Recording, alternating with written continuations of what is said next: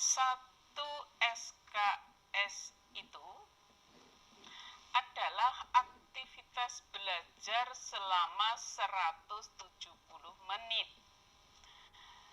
170 menit itu dibagi-bagi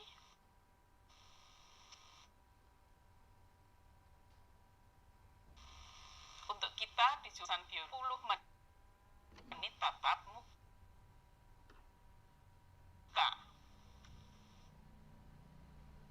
Berhubung sekarang masih COVID, berarti tatap layar. Kemudian 50 menit lagi belajar mandiri. Kemudian 70 menit mengerjakan tugas. Itu laksanaan minggu. Dan pengertian 170 menit ini tidak hanya untuk mata kuliah mikroteknik, tapi juga untuk mata kuliah lain. Jadi bisa dibayangkan kalau itu praktikumnya, berarti per minggu waktu yang diperlukan adalah 340 menit. Untuk actionnya biasanya untuk memudahkan 1 jamnya itu sama dengan 2 jam. 2 jamnya sama dengan 4 jam. 6 kali 4 berarti 240 menit.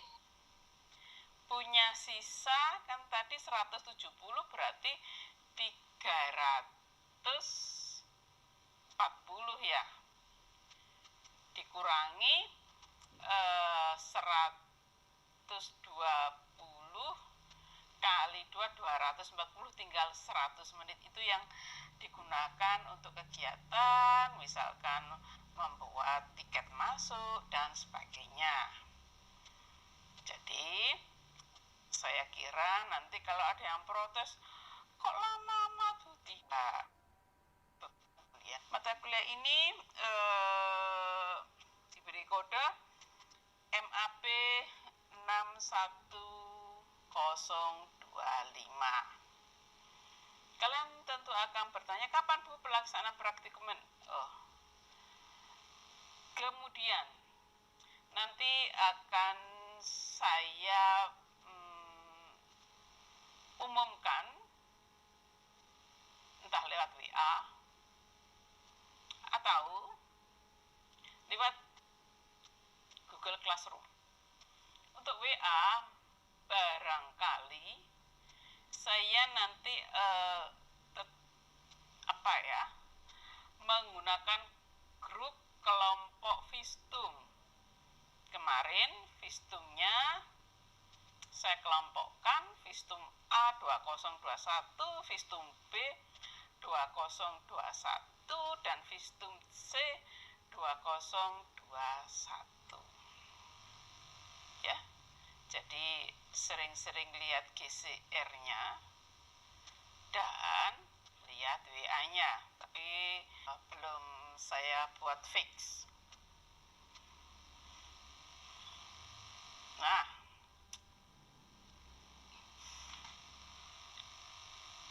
presensinya lewat Siam.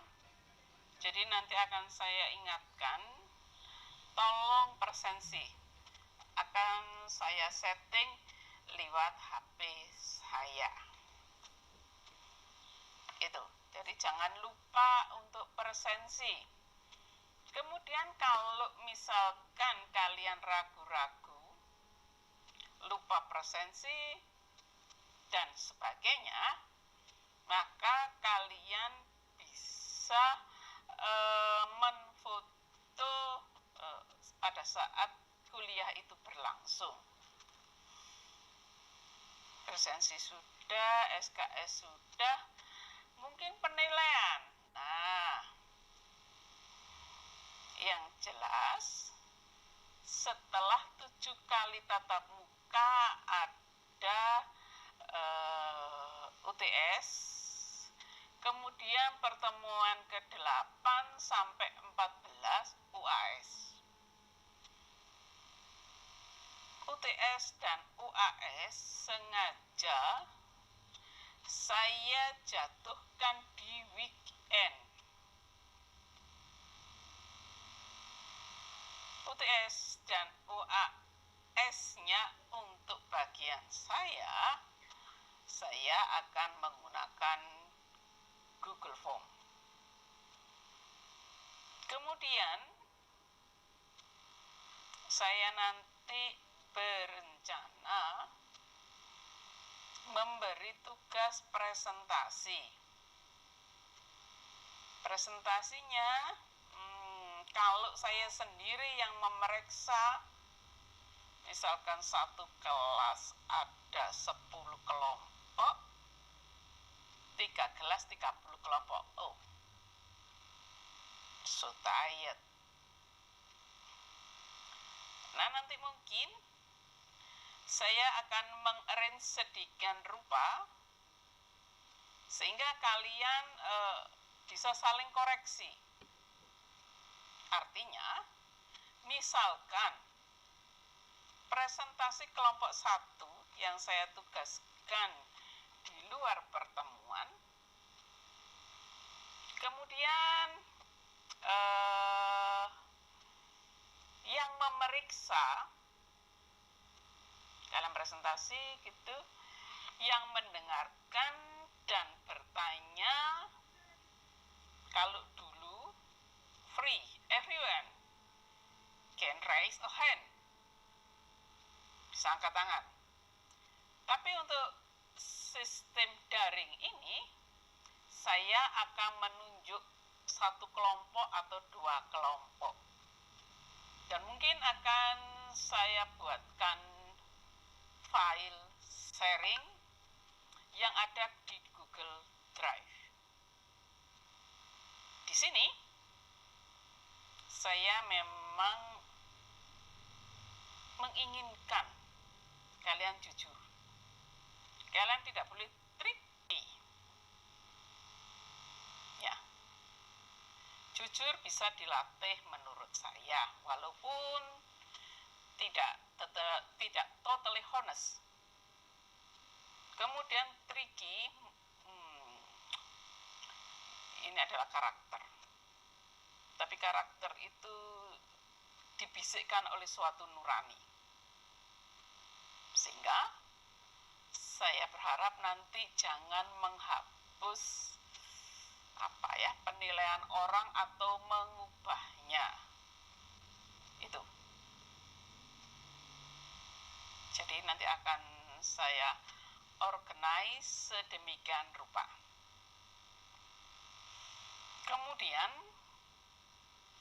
penilaiannya ini agak sedikit klasikal. Artinya apa? Masing-masing komponen itu akan saya beri bobot. Katakanlah kuis. Oh ya, saya juga memberikan kuis itu menggunakan Google Form. Kuisnya yang enak di kalian tidak enak di saya. Karena apa? Satu soal 1 menit. Tapi untuk membuat satu soal 1 menit itu, ya saya bisa mengetiknya satu soal itu 8 menit, 10 menit. Karena di situ saya menulis alternatif jawaban dengan penuh consideration. Consideration-nya itu takes a little bit time. Ya. Jadi ada quiz itu dalam bentuk Google Form. Ya, bukan Google Form ya, melalui Google Form. Ada nilai quiz, kemudian ada nilai presentasi. Seperti itu. UTS untuk bagian saya gunakan juga Google Form. Sedangkan nanti untuk Ibu Serafina dan Pak Aris, ya terserah beliau berdua. Saya tidak diktatif. Jadi saya tidak mendiktenya, you should be like this. Oh, tidak. Itu bukan karakter saya. Pertama karena kami sama-sama kolega dan kami sudah berumur. Maka tidak selayaknya berfungsi sebagai bos, tapi teman sekerja itu yang perlu kalian ketahui. Oke. Well, kita mulai singkat saja tentang pendahuluannya. Tadi sudah saya sebutkan MAP 61025.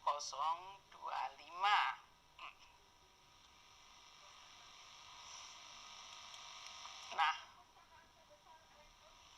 ini referensi yang bisa kalian gunakan. Untuk yang pertama, kalian ya bisa beli di tokonya UB itu, yang dekat dengan yang satu komplek dengan Bank Jatim, atau kalian beli lewat Tokopedia, atau kalian beli lewat lab. Kalau untuk beli melalui UB Press ada versi ininya, ada versi softnya, itu quite cheaper untuk mahasiswa. Ini kami susun 2017. Ya. Mikroteknik dasar mikroteknik. Kemudian if you are lucky, kalian bisa baca buku ini, Plant Microtechnic and Microscopy. Ini punyanya Stephen Rusin, terbitannya 1999. Ini paling new, tidak ada yang lebih new dari itu. Dan tentu saja pada saat kami menulis mikroteknik, sebagian saya ambilkan di sana. Kemudian saya juga mengambil beberapa resep fiksatif. Ya, nanti akan saya singgung sedikit tentang fiksatif. Itu dari bukunya Johansson, very old, 1940. Ya, sometimes buku-buku itu mengatakan, buku yang dipakai harus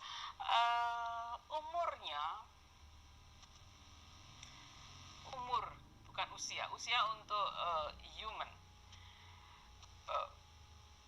tumbuhan, tanaman, buku, istilahnya pakai umur. Ya, quite old ya, 1940 itu quite old. Pada 1940 itu my mom 1 year old, berarti ibu saya lahir 1939. Tapi di situ sudah ada formula yang namanya fiksatif. Kemudian cara membuat preparat permanen. Ya, beberapa buku referensinya lama karena memang di situ originnya seperti itu. Ini bukunya ya yang bisa dipakai. Dan tentu saja kalian bisa mengambil dari sumber-sumber lain. Saya tidak membatasinya. Karena prinsipnya almost similar. Oke. Mata kuliah ini mempunyai prasyarat, yaitu setiap student harus sudah menempuh mata kuliah struktur perkembangan tumbuhan, baik teori maupun praktikum. sudah harus menempuh histologi hewan. Saya yakin by system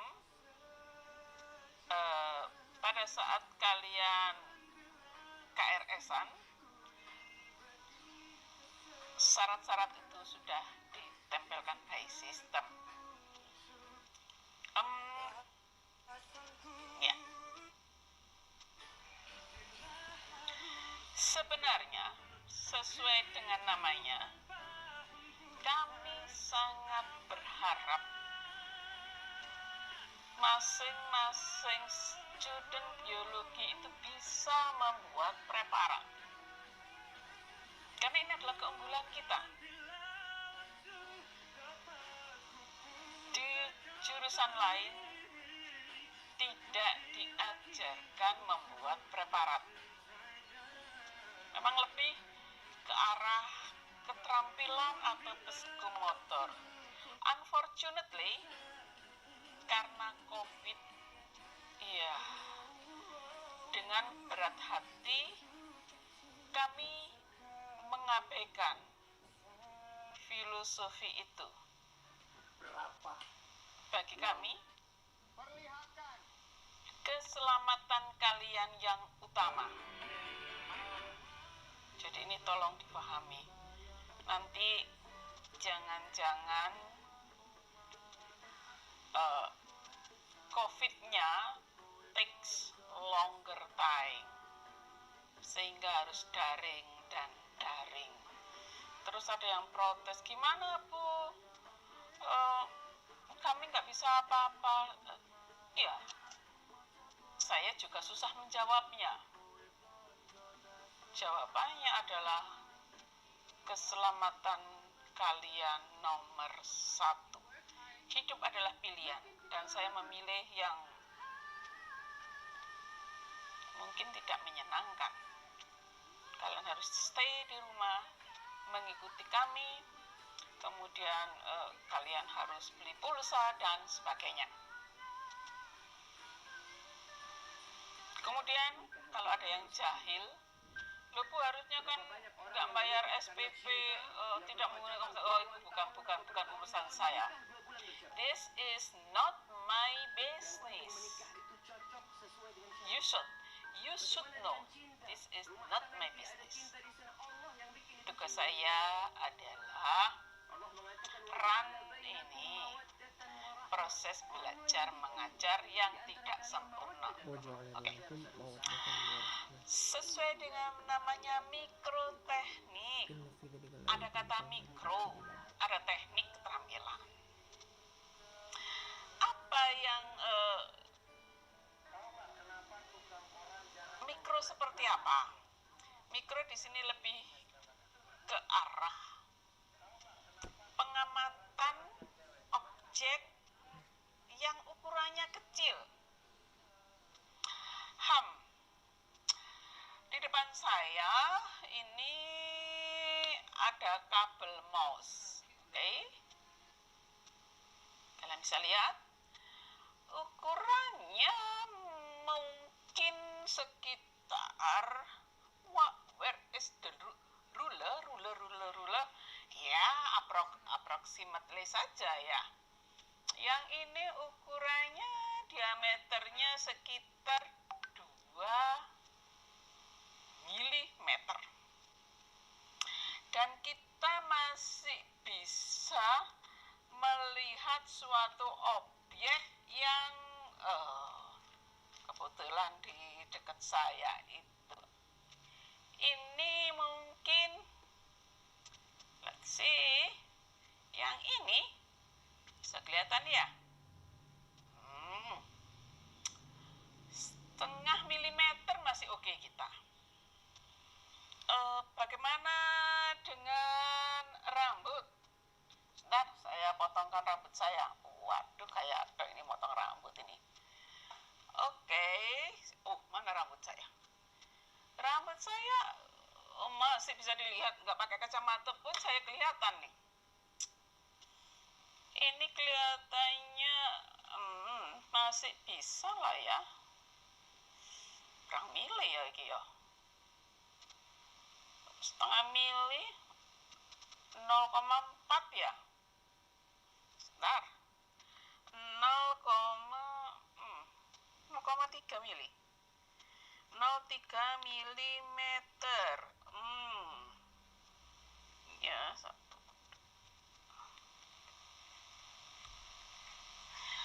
0,3 milimeter ya. Si sendelok.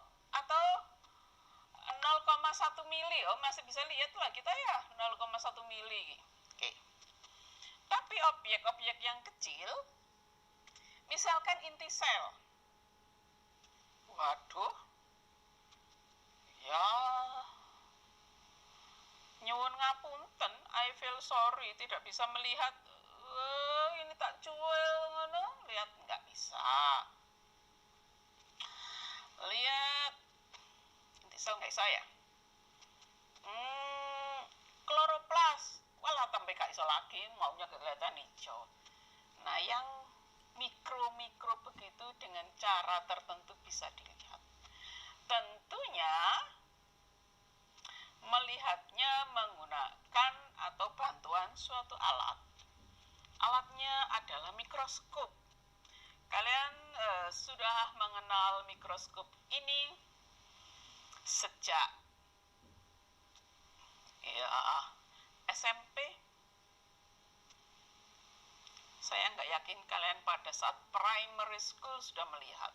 Tidak yakin. Soalnya tidak semua kalian tinggal di kota, mungkin tinggal di countryside. Waduh, mataku gatel. Ya. Kemudian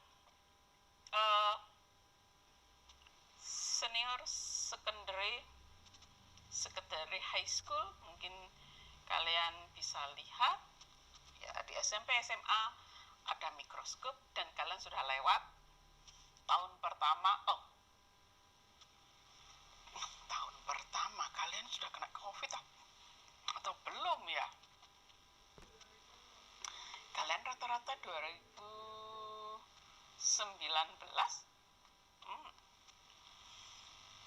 Kalau 2019 ya sudah lewat lah kita menggunakan mikroskop student. Ya. Saya juga berharap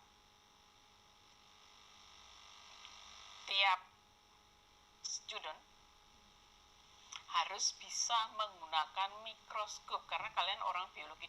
Walaupun finally kalian lebih mencintai atau prefer untuk lebih mendalami ekologi, mendalami bioinformatika, atau yang lebih sedikit ada sentuhan social science-nya, misalnya kalian lebih ekowisata atau kalian lebih suka belajar molekuler, anatomi, sistematika, atau yang bau-bau faalnya tumbuhan.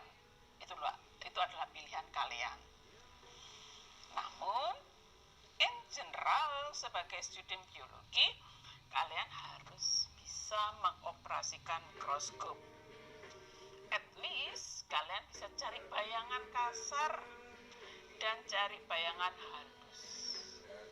Karena itu adalah keterampilan yang diberikan di biologi. Dan seperti diketahui, pada saat kita berbicara mikroskop, maka mikroskop itu dibagi dua. Mikroskop yang digunakan untuk satu mostly digunakan untuk research. Kemudian yang satunya student mikroskop. Nah, biasanya kalau mikroskop untuk student itu sudah diatur oleh pabrik, ya, sedemikian rupa sehingga settingnya sudah hampir dibakukan. Kalian tidak terlalu mikroskop tersebut. Tapi begitu kalian masuk ke tahapan penelitian, kalian harus menggunakan mikroskop yang lebih bagus. Dan kalian kalau mengamati suatu objek harus perlu evidence, perlu bukti. Dan buktinya itu berupa foto.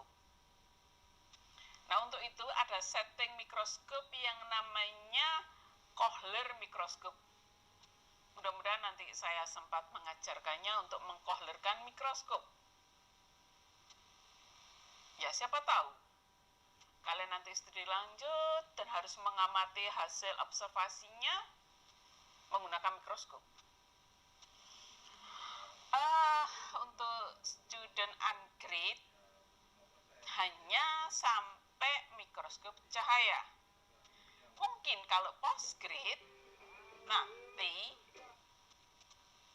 somewhere kalian akan menggunakan mikroskop elektron atau mikroskop lainnya. Untuk bachelor, light microscope is enough. Oke.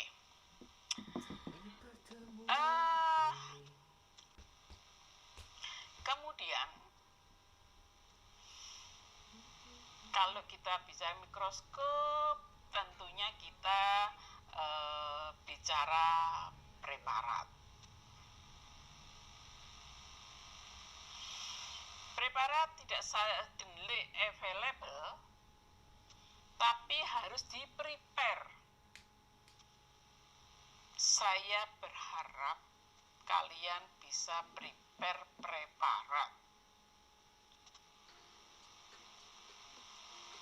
Nah, di sini mulai dari menjaga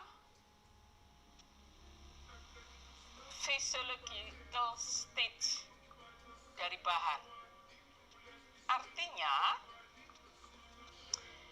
kalau saya ambil contoh daun, katakanlah kalian ingin membuat cross section, artinya potongan melintang untuk membuat preparat permanen. Nah, misalkan kalian ingin membuat preparat permanen daun muda yang sehat, tentunya harapan kalian daunnya tidak berubah secara fisiologis. Berarti stage fisiologis itu harus dikunci, tidak boleh lebih. Atau mungkin gampangannya, kalau kalian ingin meneliti struktur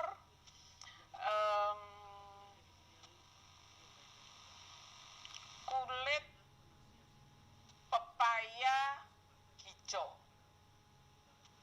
struktur kulit pepaya hijau, inginnya kalian, apakah beda strukturnya dengan kulit pepaya yang sudah berwarna kuning? Karena apa? Pepaya dalam posisi warna hijau itu kondisi fisiologisnya tertentu. Sedangkan yang berwarna kuning juga tertentu. Kalau di sayap, warna kulitnya beda antara yang hijau dan yang kuning. Kemudian ketebalan epidermisnya beda, sehingga perlu menguncinya. Kunci di hijau atau kunci di kuning. Untuk mengunci itu diperlukan bahan kimia. Istilahnya dalam mikroteknik, bahan itu difiksasi. Larutannya berupa larutan fiksatif. Saat dikunci tidak akan pernah berubah posisi fisiologisnya. Kemudian melalui serangkaian proses kalian nanti punya preparat yang kurang lebih bisa tampak seperti ini. Sebentar saya tunjukkan. Oh, tuh.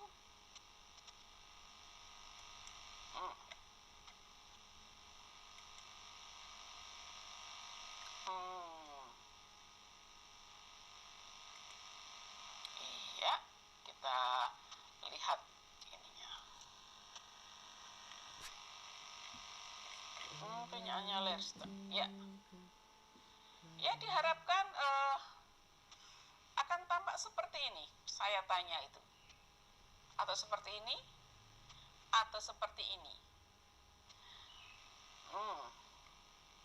Ya. Kalau ini enggak. Loh, kenapa Bu enggak Bu? Karena kalau modelnya begini ini lain. Kalau ini menggunakan mikroskop cahaya, ini mikroskop cahaya, kalau ini mikroskop elektron. Coba perhatikan trigumnya ini. Kalau ini masih mikroskop cahaya.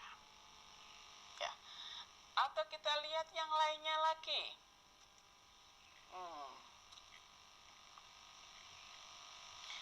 Nah, coba lihat.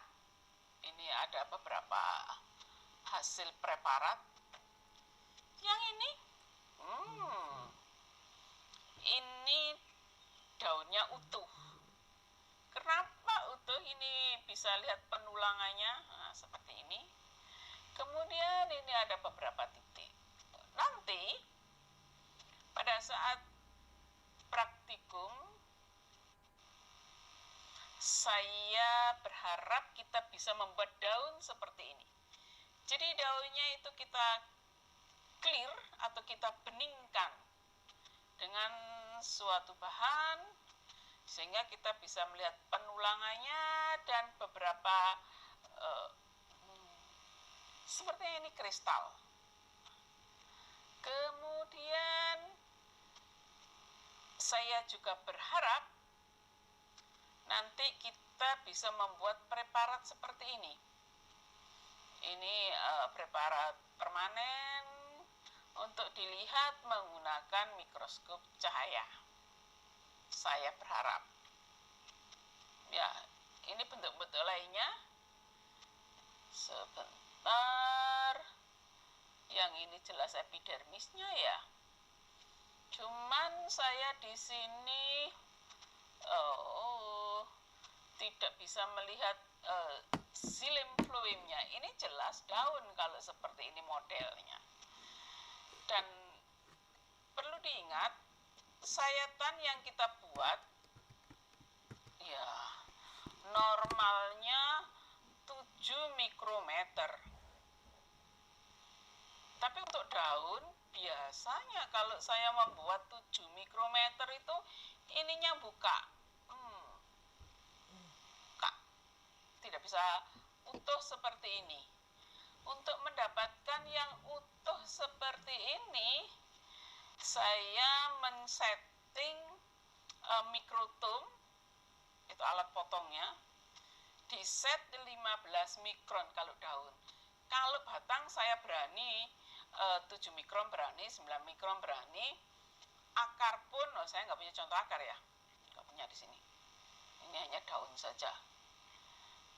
Kalau untuk contoh akar, saya berani 6. Sebelum kita berbicara masalah tebalnya tadi, saya sudah menyinggung beberapa kali istilah mikron. Berapa ya? 1 mikron itu? 1 mikron atau mikrometer itu sama dengan 1/1000 milimeter. Berarti kecil ya. Rambut kita tadi saya taksir sekitar per 10 milimeter. Berarti sekitar 100 mikron. Kalau 100 mikron, oke lah, mata kita bisa capture, bisa lihat dengan baik. Ya nggak baik ya, barangnya kecil sekali. Tapi kalau untuk daun begini, berapa ya? Oh sudahlah, nggak daun, ini aja lah palisadenya ini. Waduh, ya mungkin 20 mikron. Ini sekedar mengingatkan unit. Oke? 1 milimeter 100 mikron atau mikrometer. 1 mikrometer, kok 100.000? Waduh, I'm sorry ya. 1 mikrometer sama dengan 1000 nanometer. Aduh, kecil sekali. Ya. Nah, biasanya yang berbicara nano-nano begini adalah Prof. Sudiman. Baik, tadi kita berbicara bahwa posisi fisiologis itu harus dikunci. Kuncinya menggunakan fiksatif. Di buku yang kami tulis, saya, Bu Iin, dan lainnya itu ada beberapa macam fiksatif. Fiksatif yang populer adalah FAA, formalin acetic acid. Komposisinya seperti apa? Mari kita lihat. Oke. Ya, ini sudah kebetulan sudah saya highlight sehingga tidak menyulitkan kalian untuk melihatnya. Oke, saya buat ukurannya little bit bigger. Aduh ya. Ini ya, fiksatif FAA. Ini punyanya Rusin yang tadi saya singgung-singgung bukunya. Perhatikan. Formalinnya ada di sini. Ini formalin, ini acetic acid, ini etanolnya. Ya. Kalau kalian nanti membuat suatu larutan, perhatikan konsentrasinya. Ada yang 100%. Acetic acid nanti bisa dilihat. Berarti kalau di sini tidak ditunjukkan berapa molarnya atau normalnya, berarti seperti yang ada di botol itu, tidak mengalami pengenceran. Coba perhatikan formalinnya, di sini 37%. Berarti kalau stoknya 75, kalian harus mengencerkan, diambilnya sekian. Kalau kita jumlah volumenya ini 50 tambah 5 tambah 10 tambah 35, ini adalah 100 mili. Jadi pesan saya, kalau kalian membaca jurnal, you should careful membacanya. Ini ada konsentrasi, ada volume, terus tambah ini. Sekarang ada lagi yang concentrated buffer. Yang top adalah PBS. Ini kepanjangan dari phosphate buffer salin. Dibuatnya ini berapa?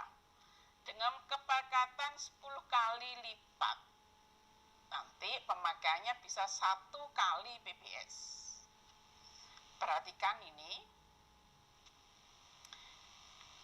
NaCl-nya 1.3 molar. Jadi molar itu nanti konsentrasinya kalian harus hati-hati. Kadang-kadang dinyatakan molar, kadang-kadang dinyatakan milimolar, kadang-kadang dinyatakan mikromolar. Ini adalah Na2HPO4. Ini ada NaH2PO4, ini beda. Ini dibasic, ini monobasic. Perhatikan. Kemudian adjustment larutan itu oke. Ya, untuk phosphate buffer salin itu di-adjust sampai 7.0. Ini menggunakan NaOH. Biasanya kalau ininya pekat, NaOH-nya juga pekat, tidak encer. Sehingga sedikit aja ini. Kemudian fiksatif kalau ini FAA, ada fiksatif lain. PFA, P-nya adalah paraformaldehyde. Coba lihat. Ini agak susah dilarutkan. Makanya kalau kalian baca jurnal harus memperhatikan di sininya. Dia perlu dipanaskan atau tidak? Perlu dikocok atau tidak? pH-nya perlu di-adjust sampai berapa? Coba sampai 11 menggunakan NaOH. Begini ya, 100 ml dari G. Kemudian pH finalnya di sini sekian. Ya, itu nanti ada pelajarannya. Ada lagi, kalau tadi ada buffer, kemudian lainnya ada buffer lain. Katakanlah buffer itu namanya Sorensen buffer. Lihat, konsentrasinya 10 milimolar. Caranya buat seperti ini. Ya, mau gak mau, memang kalian harus paham istilah molar, normal, milimolar, mikromolar. Ya memang perlu nantilah kalau penelitian sungguh-sungguh perlu menempatkan konsentrasi. Katakanlah bagaimana cara membuat ini, misalkan 0,2 milimolar NaOH, NaH2PO4 itu seperti apa? Itu belakangan saja ya. Jadi sedikit pengetahuan bahwa fiksatif itu macam-macam. Oke. Nah, kita kembali ke ke PowerPoint. Bahan-bahan tersebut alangkah bijaksananya kalau kalian ketahui karakternya. Karakter. Apakah mudah terbakar? Apakah karsinogenik? Kalau tumpah di lantai harus diapakan? Kalau misalkan terhirup, kalian pingsan harus diapakan? Lihat karakter bahan itu. Nah, karakter bahan itu bisa dilihat dari dokumen yang selalu ada untuk bahan itu. Dokumennya dinamakan MSDS, Material Safety Datasheet. Nanti di minggu berikutnya kita belajar MSDS walaupun sekilas. Atau lembar keselamatan kerja. Jadi, misalkan asam sulfat, asam klorida, asam cuka, kemudian NaOH, IAA, indol acetic acid, merkaptoetanol, itu memiliki MSDS. Siapa yang mengeluarkan? Yang mengeluarkan adalah company-nya. Jadi kalian harus aware tentang MSDS tersebut.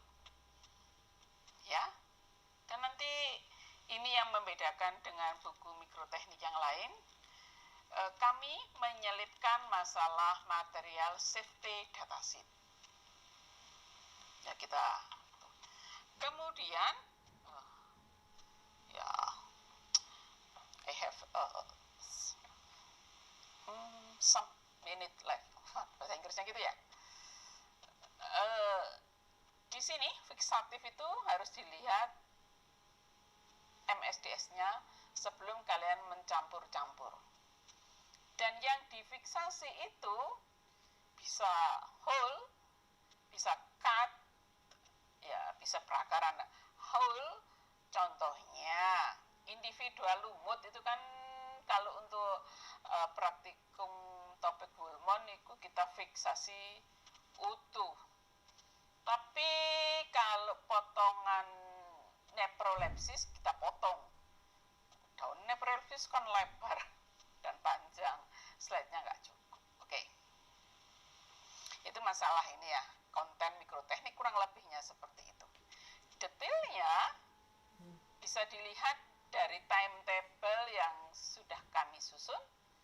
Jadi mata kuliah ini pendahuluan hari ini. Ada material safety data sheet.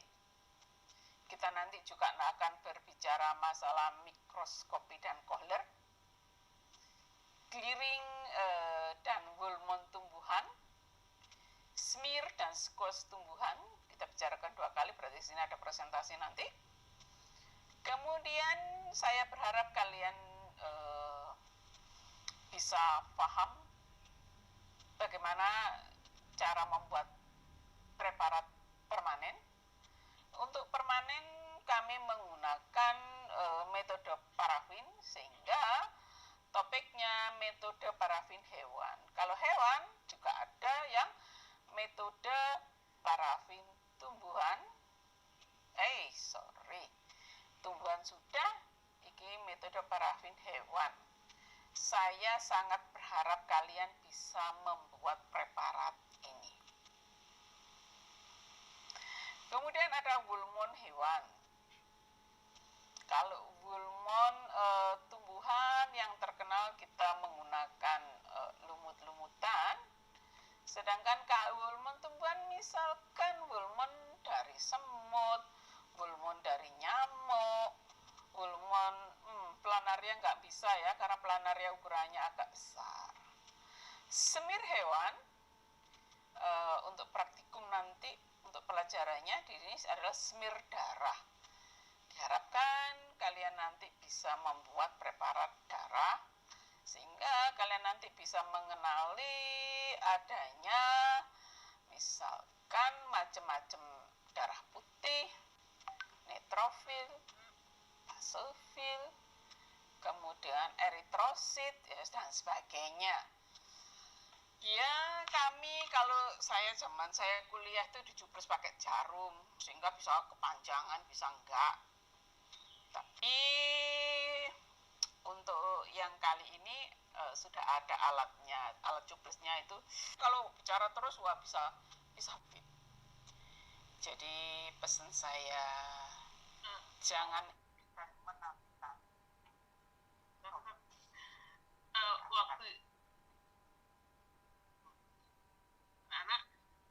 Waktu juga yang memisahkan kita karena jamnya sudah habis.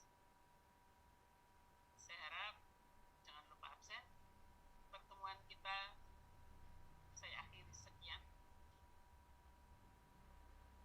Minggu depan ya mudah-mudahan tidak longer on time, sehingga saya bisa habis 15 menit. Jaga kesehatan. Saya cukupkan sekian. Assalamualaikum warahmatullahi wabarakatuh. Waalaikumsalam warahmatullahi wabarakatuh. Saya takut kalian punya kuliah lain sehingga mohon maaf ya terlambat 5 menit. Ya apa-apa Bu. Bye bye. Baik Ibu, terima kasih banyak. Terima kasih, Sehat terus Ibu. Sehat terus.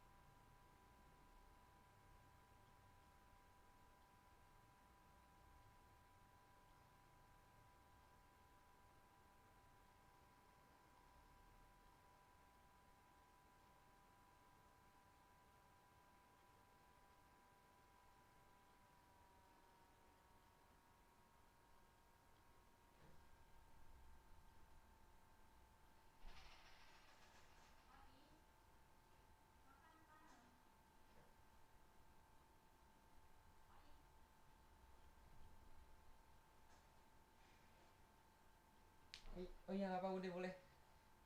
Iya, nggak apa. Nggak apa-apa sekarang.